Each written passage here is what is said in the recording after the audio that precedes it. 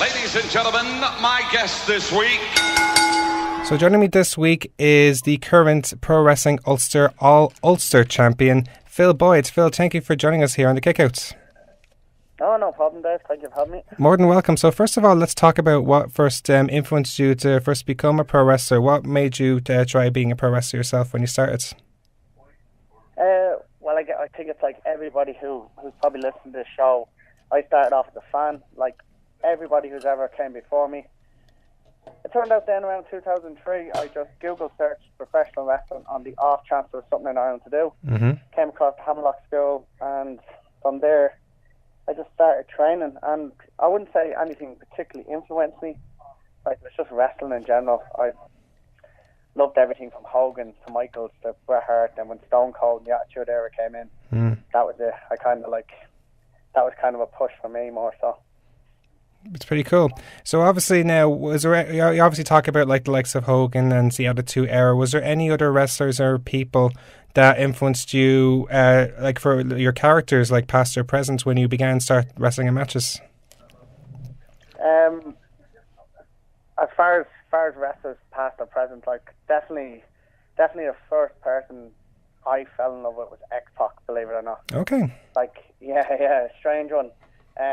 But like, he would have been my first sort of like, I watched Raw every week to see X-Pac, and that was it. And whatever he was doing, whether it's European titles, Intercontinental titles, light heavyweight titles, like that's all I really focused on. Everyone was about Stone Cold and The Rock. I was all about X-Pac. Then obviously, like, the more I got into wrestling, the more I started to watch back on old videos and old matches. And like, it's not a timing thing, but I think the greatest wrestler of all time is Ric Flair, and like, he is by far the biggest influence in my persona anyway. That makes a lot of sense.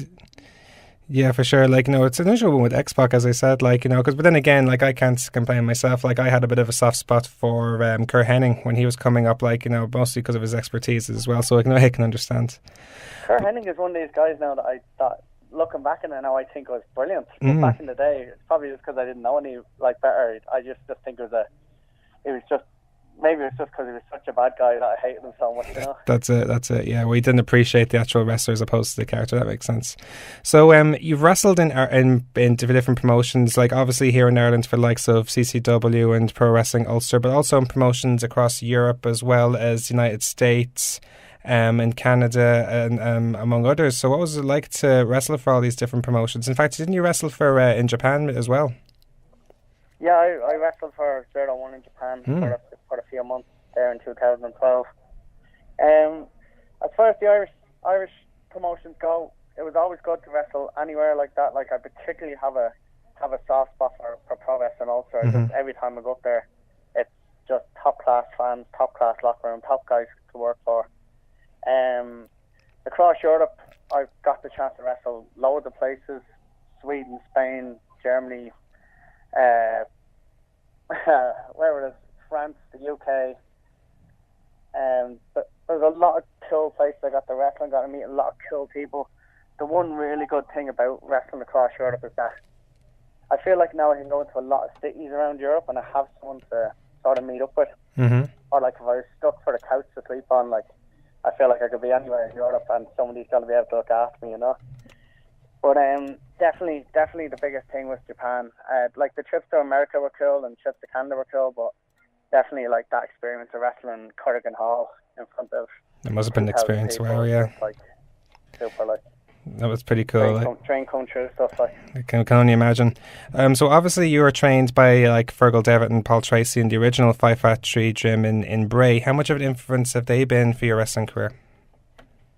They've been a huge influence, like in one way or another over the years, like like Fergal's an inspiration to, and not just me, but like every Irish wrestler, I imagine. Like he really set the benchmark, even though we didn't realise it at the time. Like, when he was coaching me and he was in Bray every week and he was doing all the right things, hitting the gym, like getting himself in perfect condition before he went anywhere, and we were just sort of playing wrestler. If that makes any sense. Yeah, so he was being more professional about it as opposed to everyone else who was still caught up with it all. In fairness, he had a few years on us. I was 17 at the time when I started training, so I wasn't exactly the mature person I am now. But if I could turn back the clock, I would repeat everything he was doing, because obviously it was a long road for him, but it got him to the top in all the other promotions. Paul was a huge influence. I'd do anything for Paul. Like I would, if he had told me at the time to run head first into a brick wall, I would have done it. Like, yeah, and like over the years, like good things and bad things, like he's influenced me hugely. Like to sort of help me become the lad I am today. That's pretty cool. And as yourself, now yourself, you're the head trainer at the moment for Fight Factory, as you've currently moved now from East Wall, close to the Dublin city centre now. So as a trainer yourself now, Phil, what approaches do you take as a trainer, and what has your experiences been like training wrestlers, both new and experienced? I'll say this about me, and I'm not saying it's the way everyone should go. There's a good chance I probably wouldn't be like... We were having some real struggling times when I first took over the gym in Bray. Like we were really down on numbers, like struggling to pay rent, that sort of thing. What was happening was, every time I thought, well, just shut the place down, I'll just focus on myself, I'll get my own career going, then some person would come into the gym that would have a great attitude.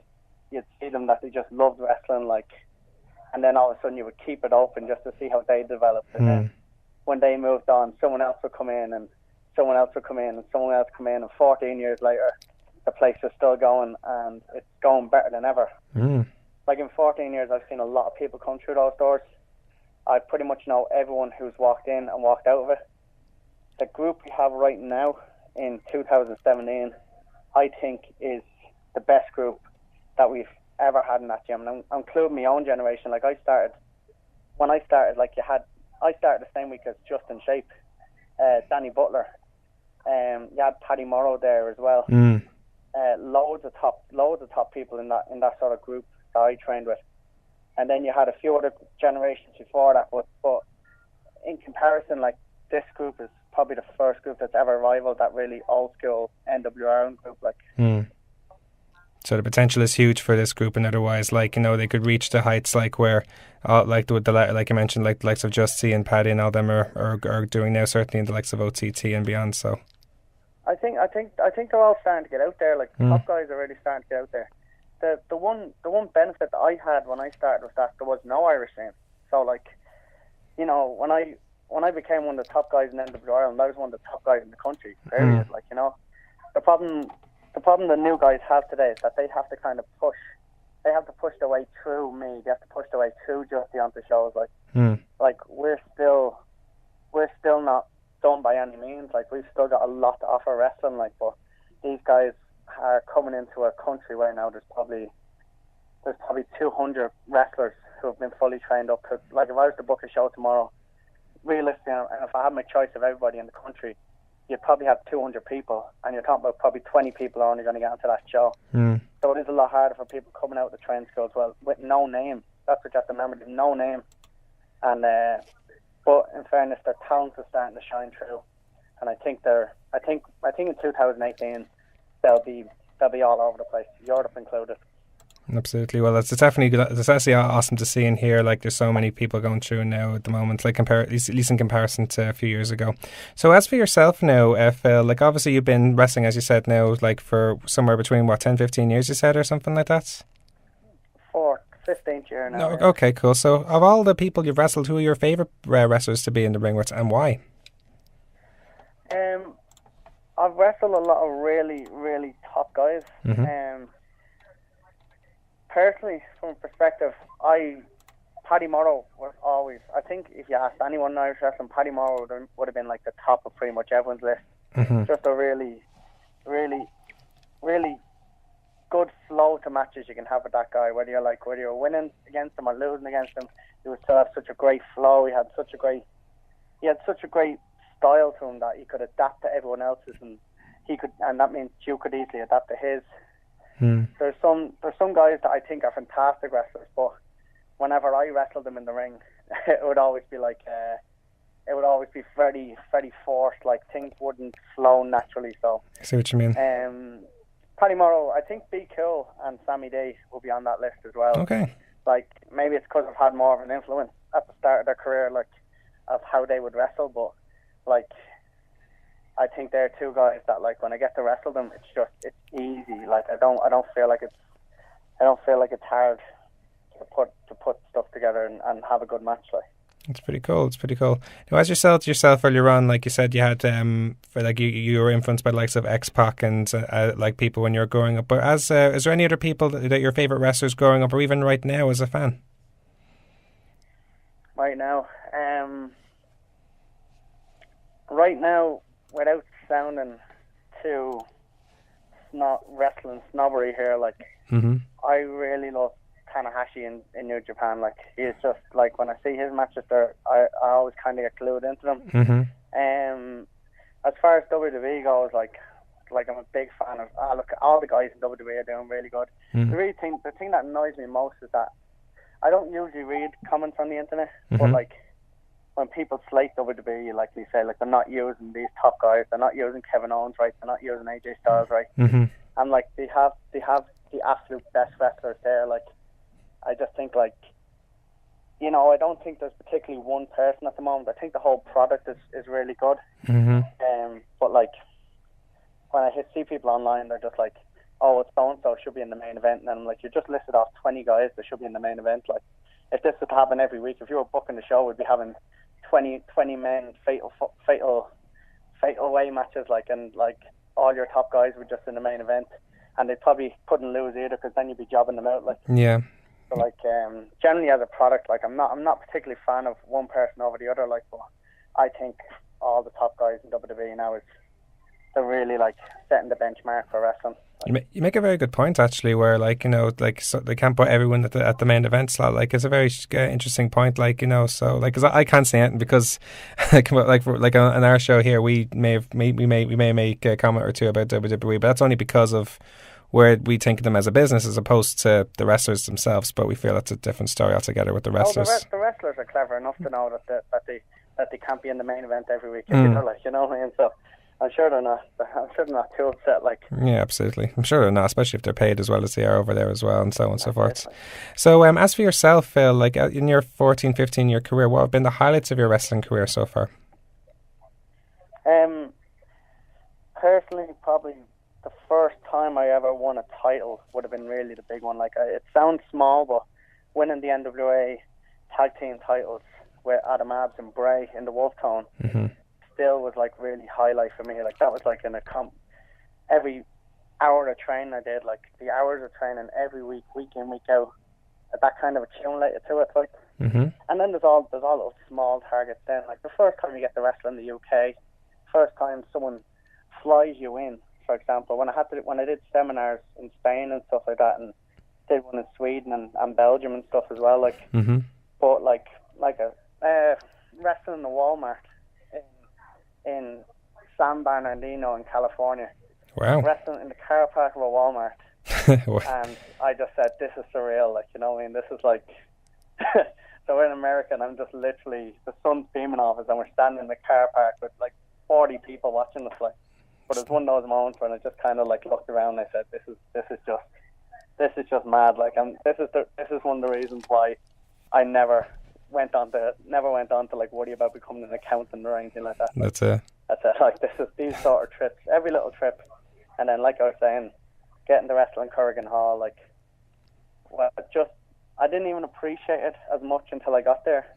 But like, once you got to do it, like, and you got to see the fans, like, and seeing yourself on Japanese TV and stuff like that was quite a little cool thing to remember. It's pretty awesome.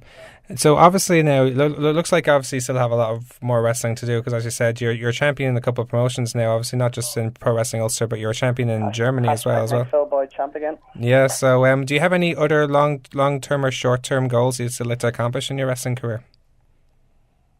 Yeah, like, I'm far from done, like I'm definitely, my definite short-term and long-term goals will always focus around the Fight Factory Pro Wrestling, and particularly the training school. Like, like I said, I've been doing that for 14 years, week in, week out. It's not something I'm ready to walk away from just yet, like, and I'm really happy with what we're building there, and I feel like we can build more. But personally, from an actual me doing events around the country, around Europe or anything like that. I'm taking it as it is. I don't take as many bookings as I could, but generally I'm more inclined to wrestle in places that are fun now than, for example, traveling 5 hours in a certain direction, getting paid less than a day's wage sometimes, and like, you know, even if you're getting paid 60-70 quid, like, to me, like, that's not worth it if it's not fun. Like, it's not worth the 5 hours travel there. Like, the match is fine, but the traveling down, traveling up. So really, I'm just wrestling places that I enjoy. Like, that makes sense. So, that makes sense. Yeah, like, so finally, I must ask you, as someone who, as you said, like as someone who's a trainer and a very experienced wrestler in your own right as well, what advice would you have for anyone who's considering a career in pro wrestling? Is this a PG show? We can beep it out if you want. There's an old saying in progress that is really, really, I think every wrestler should live by, and it's just don't be a dick. Okay. And that's it. Just don't have a bad attitude. Don't think you're the star before you're not, because I see it in Irish wrestling all the time. People have 10 matches. They think they're brilliant to get a bit of a name about themselves, when really they've done nothing in the grand scheme of things. Like, and I'll tell you, that's what I did when I started out. Like, I got the end of the Ireland belt, and I thought I had made it. I thought I was the next John Cena. But like, suddenly you'll lose that title, then you start to realise that there's a bigger bubble outside the bubble of Ireland. Like, so, like, I would say, like, there's always going to be bigger fish. So keep your head down, keep working hard, and just try not annoy anyone, even so small as like the camera guy or the commentary guy, because, you know, you never know what those people could do for you down the line, or who they might do better than you, and if they think you have a bad attitude, they're hardly going to recommend you going forward, you know. It's very sound advice.